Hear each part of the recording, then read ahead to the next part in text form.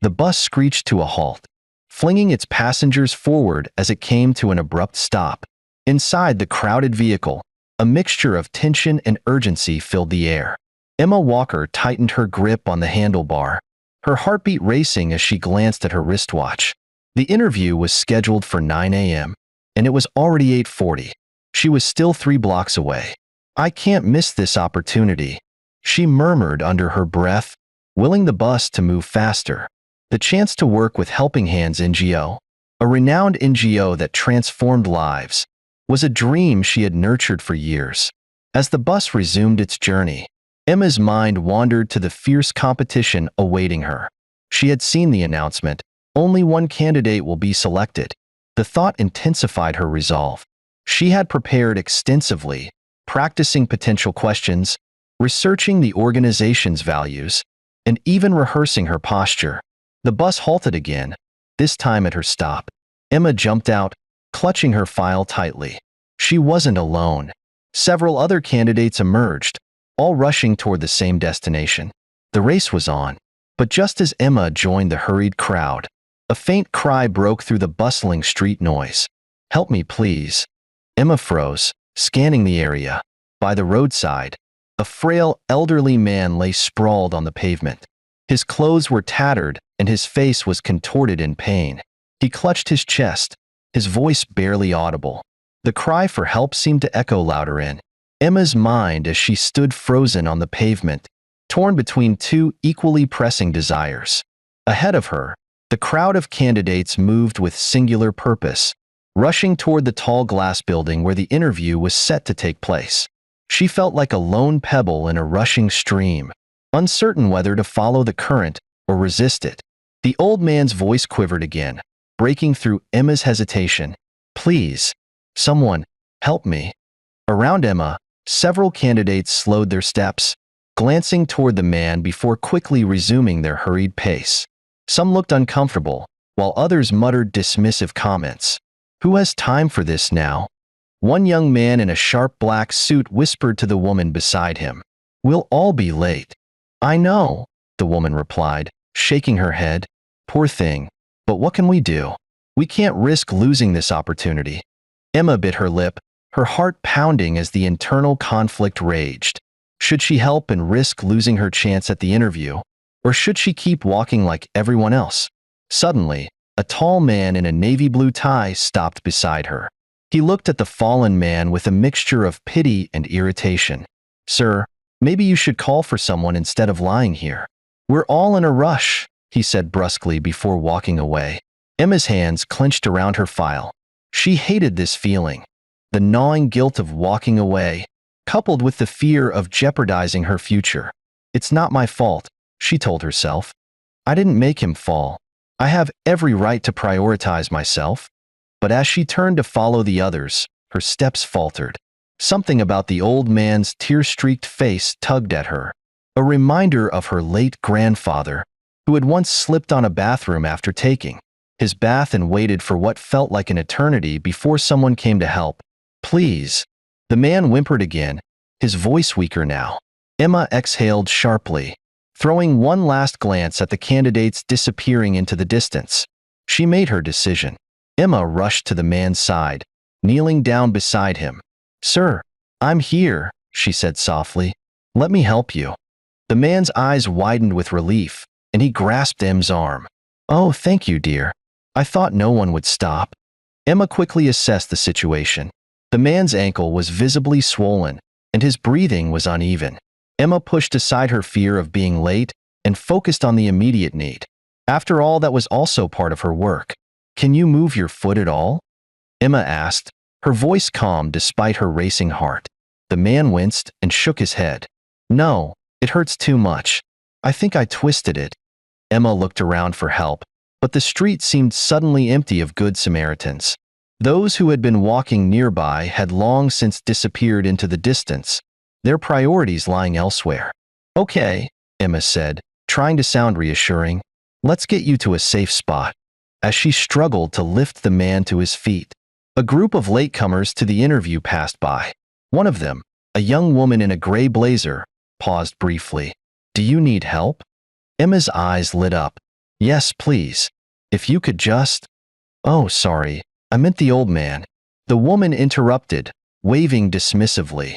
But I really can't stay. Good luck. She hurried off, leaving Emma dumbfounded. More people passed by, each offering fleeting glances and excuses. A man shrugged and said, I'd help, but I'm already late. Another added, he will be fine. Someone else will stop. Emma's frustration mounted. Was everyone so consumed by their own goals that they couldn't spare a moment for basic decency? Finally, she spotted a small restaurant nearby. She turned to the man. Sir, I'm going to help you get there.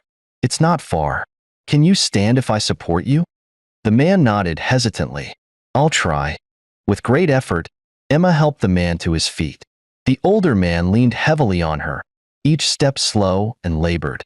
Beads of sweat formed on Emma's forehead as she supported the man's weight, her mind racing with thoughts of the ticking clock. I'm so sorry, the man said, his voice trembling. You must have somewhere important to be. Emma forced a smile. Don't worry about it. Right now, I just want to make sure you're okay. The walk to the restaurant felt endless. Every step was a test of Emma's resolve as she balanced her concern for the man with her rising anxiety about the interview. Finally, they reached the entrance. Emma guided the man inside and flagged down a waiter. He is hurt, Emma explained hurriedly. Can you bring some ice blocks for his ankle?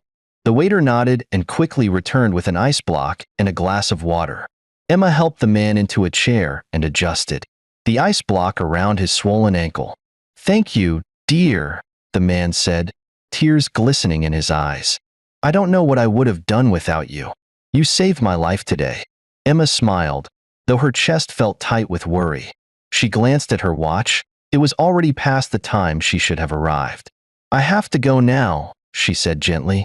But you'll be okay here, right? The staff will take good care of you. The man grasped Emma's hand. You're a kind soul, he said. God bless you, my child. Emma squeezed her hand, then turned and sprinted toward the interview venue, her heart pounding with both exertion and dread.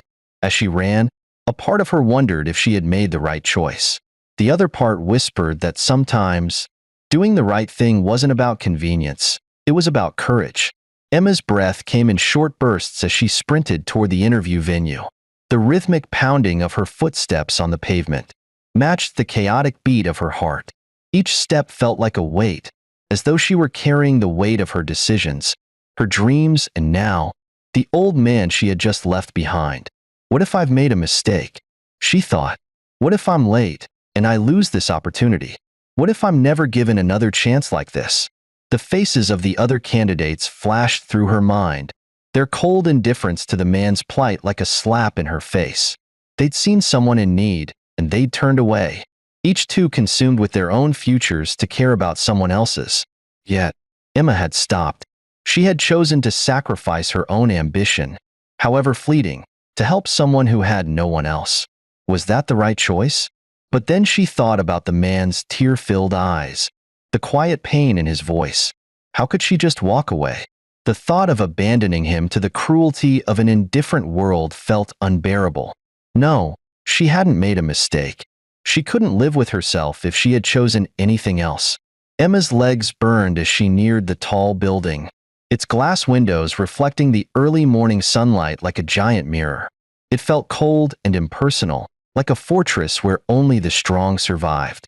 She had entered that building countless times as a child, staring up at it in awe, dreaming of one day working there.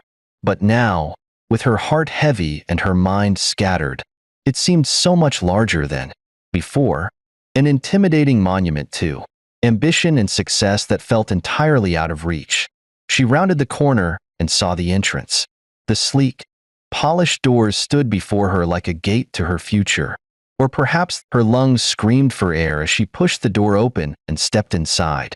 The reception area was crowded with others, candidates who had arrived on time, impeccably dressed, their faces masks of confidence and anxiety. They looked up when Emma entered, their eyes quickly scanning her, no doubt noting the disheveled state of her hair, the breathlessness in her chest, the beads of sweat dotting her forehead. She couldn't hide the signs of her rush, her sacrifice, her choice. For the first time, the heavy weight of her decision felt like a burden she couldn't carry alone. "Are you here for the interview?" the receptionist asked, her tone polite but firm. "Yes," Emma replied, trying to steady her breathing, but her voice cracked in the process. "I'm afraid you're late," the receptionist said flatly, glancing at the clock on the wall. "The interviews have already started." Emma's stomach dropped. She had come all this way, had made the choice to help, and now it was slipping through her fingers. Please, I just need a chance." I'm sorry, you have to go." The receptionist cut her off, not meeting her eyes. "We can't make exceptions." Emma's heart sank, her legs trembling beneath her. Her heart is aching. She thought about the elderly man. Would he have survived if Emma hadn't stopped? The thought brought a small sense of solace, but it wasn't enough to drown out the sting of rejection. "This was my chance," she whispered, tears welling up in her eyes. "Who knows, I could have been chosen for the job." Emma had grown accustomed to life's struggles, working odd jobs to pay for college, sacrificing personal desires for her family's needs. But this was supposed to be her breakthrough. Hope Foundation wasn't just any organization. It was her dream. And now, that dream seemed impossibly far away. They only recruit once every 10 years. Finally, she nodded mutely, her throat closing up as the weight of the world seemed to press down on her. The room blurred as her eyes welled up with tears. She stepped back into the lobby, her dreams crumbling around her. What had she done? The weight of her sacrifice pressed heavily on her chest. She had done what she thought was right, but it had cost her everything she had worked for. She turned and walked away, unable to face the others, unable to stand there and endure their judgment.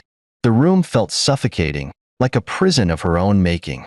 She reached the door and stepped back outside, the cool breeze brushing against her skin, but it did little to calm the storm that raged inside her. She stood on the steps for a moment, taking deep breaths to quell the sudden surge of emotion. Was it worth it? The street in front of her was bustling, the noise of passing cars and people almost deafening in the stillness of her heart. She had chosen kindness, but now she felt empty. The decision had come at a price, one she wasn't sure she could pay.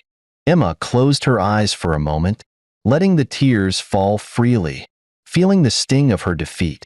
She had helped the man, yes, but now, she faced the harsh reality of her decision.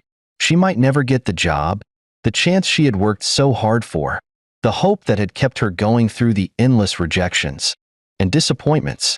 Her phone buzzed in her pocket, pulling her out of her reverie. Startled, she quickly wiped her eyes and pulled it out.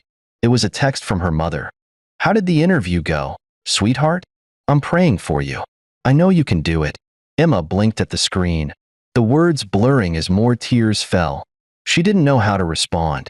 She wanted to tell her mother that she had failed, that the world was just too cruel, too focused on ambition to care about the people who needed help. She wanted to say that no matter how hard she tried, she was just another person swallowed by the system. But instead, she put the phone back in her pocket, swallowed the lump in her throat, and walked aimlessly, down the street. The sun was rising higher in the sky, casting its warm glow over the city, and Emma couldn't shake the feeling that, somehow, she had missed her chance, her one shot at a better life. Hours passed as Emma aimlessly wandered, her thoughts a jumbled mess of frustration, confusion, and self-doubt. She passed the same places she'd walked by hundreds of times, cafes, small shops, and the park where she used to sit with her friends during her carefree university days. But today, they all felt so distant, as though they belonged to someone else, someone who hadn't just lost her chance at a job for helping a stranger. The moonlight bathed the small apartment in a warm glow, but Emma felt none of its comfort. She sat by the window, staring blankly at the street below, the thoughts in her mind whirling like a whirlwind. She had not seen anyone since she returned from the interview. It wasn't as if she was blaming herself for not getting the job. Helping people was good, but was it good to help people and lose your own? Didn't God say, "Love your neighbor as you love yourself"? But on her own, she had loved her neighbor more than she loved herself. While she was lost in her thoughts, Her younger brother came inside the room. "Emma, come and eat dinner." "Mama said that I should call you," her brother said, standing beside the door. "You people should eat." "I don't want to eat," Emma said and hissed. Her brother went out and told their mother that Emma didn't want to eat. "Emma, why don't you want to eat food?" her mother said while standing on the doorway. "Mama, I don't want to eat." Emma grumbled and threw her face away. "Emma, I have told you to forget about these things," her mother said while entering the room. Her mother sat on the bed and patted it for Emma to sit. Emma reluctantly sat with her two arms across her breast. "Emma, I have told you to stop killing yourself over the past. Maybe that job is not your own." "Mama, but what if I would have gotten the job? You know how much I love that job, Mama. So why are you killing yourself because you helped someone? What exactly will you do in that NGO if you don't have a compassionate heart?" As they were talking, Emma's phone buzzed on the table, but she ignored it. She didn't want to answer any calls. "Emma, answer your call," her mother said, and Emma shook her head sideways. "Mama, I don't want any stress tonight. Just answer it. Do you know that a miracle can happen?" "Take your phone, my child," her mother said and thrust the phone in her palm. The phone had stopped ringing, but Emma promised to answer it if. The caller called again. Emma's phone buzzed again. This time, it was an email. She opened it absently, not expecting anything important. But then, her breath caught. The subject line read, "Important update. Interview results. NGO position." Her hands trembled as she opened it. She stared at the screen for several long moments, reading the words over and over. It couldn't be. Was this real? She handed the phone over to her mother. Her mother's eyes widened as she stared at the phone. The email was brief, but its contents hit her like a punch to the stomach. "Dear Emma Walker, we are pleased to inform you that you have been selected for the position of Program Coordinator at the Helping Hands NGO. After careful consideration, we have found you to be the ideal candidate for our mission. Your selfless act of compassion has not gone unnoticed. We believe you embody the values that are essential to our work. You have shown that you understand the importance of empathy and care in a way that no resume could ever convey. Please report to the office at 9 a.m. tomorrow for your first day. We look forward to working with you. Warm regards, Elizabeth Grant, Director, Helping Hands NGO." Emma's hands shook as she read the words over and over. She could hardly believe it. The woman, Elizabeth Grant, had seen her act of kindness. She had chosen Emma, not because of her qualifications, but because of her heart. But what compassion! Where did the woman know her from? She didn't do the interview. She wasn't even allowed into the interview room. How come they gave her the job? Many things were running through her mind. Her mother placed her palm on her back, nodding her head. Tears blurred Emma's vision again, but this time, they were tears of relief and gratitude. Emma's legs gave way, and she buried her face on her mother's laps, overwhelmed with emotion. She couldn't stop crying. The weight of everything, the disappointment, the doubts, the fear, and the hope, finally breaking free. She had chosen compassion, and that choice had made all the difference. The next morning, Emma arrived at the Helping Hands NGO office promptly at 9 a.m., her heart thumping loudly in her chest. The sleek office building was in sharp contrast to the humility of its mission. Sunlight glinted off the glass exterior, a subtle reminder of the hope and possibility she felt returning to her life. Emma clutched the strap of her worn leather bag as she stepped through the doors. Inside, the atmosphere was alive with energy. Staff bustled around carrying files, answering calls, and coordinating activities. The walls were adorned with photos of smiling children, families, and communities, the beneficiaries of the NGO's efforts. Seeing those faces brought a lump to Emma's throat. She had been given the opportunity to make a difference here, and she wouldn't take it for granted. "Emma Walker?" A voice called, pulling her from her thoughts. She turned to see a middle-aged woman with warm hazel eyes and an air of authority. Her name tag read Elizabeth Grant, Director. Emma recognized the name immediately from the email. "Yes, that's me," Emma said, her voice trembling slightly. Elizabeth smiled, extending a hand. "It's a pleasure to meet you. Welcome to Helping Hands. Come with me. There's someone I'd like you to meet." Em followed Elizabeth down a corridor lined with more photographs and framed certificates of appreciation. Her nerves tingle with anticipation. She couldn't shake the feeling that this meeting would be significant. Elizabeth led Emma into a spacious office at the end of the hallway. The room was modestly furnished, with bookshelves filled with texts on philanthropy, sociology, and community development. Sitting behind the desk was an elderly man, his kind face instantly recognizable. It was the same man who had fallen on the roadside. Emma froze, her breath catching in her throat. Her mind raced with confusion and disbelief. Why is he here? The man looked up and smiled warmly. "Ah, Emma," he said, standing and extending his hand. "We finally meet under less dramatic circumstances." Emma hesitated before shaking his hand, her thoughts a whirlwind of questions. You're the one from yesterday, are you?" Elizabeth interjected with a chuckle. "This is Mr. Thomas Hargrove, the founder of Helping Hands. He was the one overseeing the interviews yesterday." Emma's legs felt weak, and she sank into a chair without being asked. "I don't understand," she said, her voice barely above a whisper. You were lying on the road. You needed help?" Mr. Hargrove nodded, his expression somber. "Yes, I was. But it wasn't by accident." He leaned forward, his gaze steady but kind. "You see, Emma, the work we do here at Helping Hands isn't about qualifications or experience alone. It's about the heart, empathy, the willingness to stop and help someone, even when it's inconvenient or risky." Emma's eyes widened as the truth dawned on her. You were testing us? But your ankle was swollen?" Mr. Hargrove smiled gently. "Yes, in a way. It wasn't just a test. It was a way to see who truly understands what it means to serve others. I staged that situation to observe how people would react. Out of dozens of candidates, you were the only one who stopped to help me." Emma's emotions surged, a mix of shock, relief, and a touch of indignation. "But what if I hadn't gotten the job? I could have lost everything." Elizabeth placed a hand on Emma's shoulder.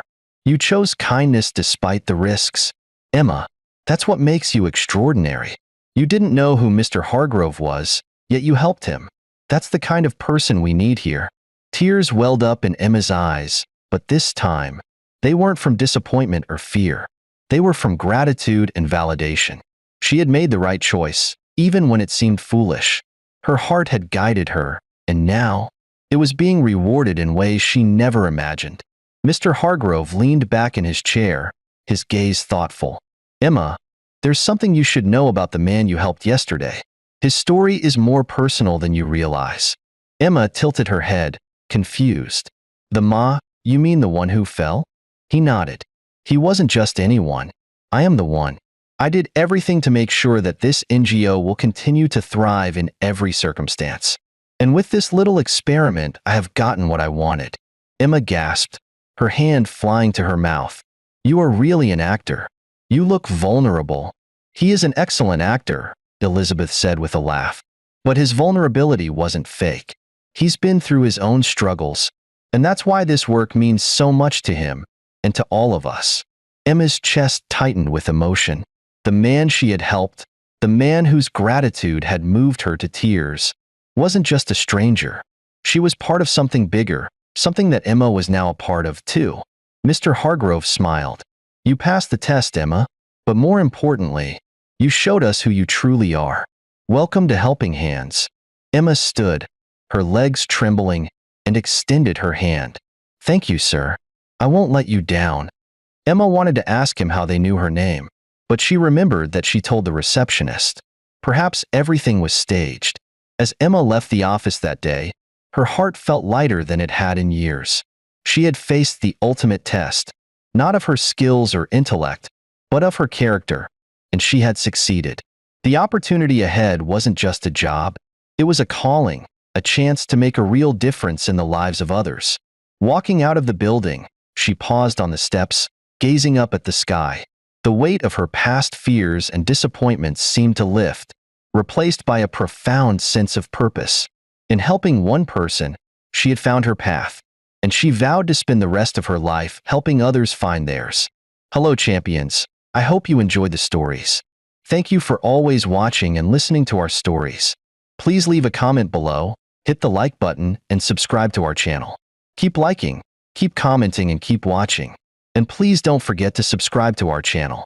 Thanks.